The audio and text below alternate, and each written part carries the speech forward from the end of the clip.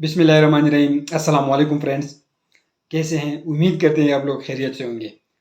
Friends, आज मैं बात करने वाला हूँ ईयर वैक्स के हवाले से कि ये क्या चीज़ है और इसके लिए कौन सी ड्रॉप्स का इस्तेमाल करते हैं।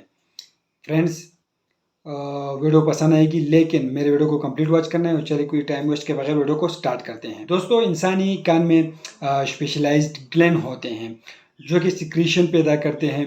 इस सिक्रीशन को ईयर वैक्स कहते हैं जो कि हमारे कान को पानी, इन्फेक्शन और इंजरी फॉरेन बॉडी से महफूज रखता है। बट सम टाइम ऐसा होता है कि बहुत ज़्यादा वैक्स जो है वैक्स प्रोड्यूस होने की वजह से ये हमारे कान ब्लॉक कर देता है, जिसकी वजह से टेम्परेरी हेयरिंग लूज होता है। अगर आपके साथ भी ऐसे सेम प्रॉब्लम चल रहा है तो आप लोग इस्तेमाल कर सकते हैं वैक्स एयर ड्रॉप। इसका इस्तेमाल करने का तरीका ये है कि दिन में 3 बार इसको 2-2 ड्रॉप इन्फेक्टेड कान में डालना है और रेगुलर इसको 4 दिन तक यूज़ करनी है।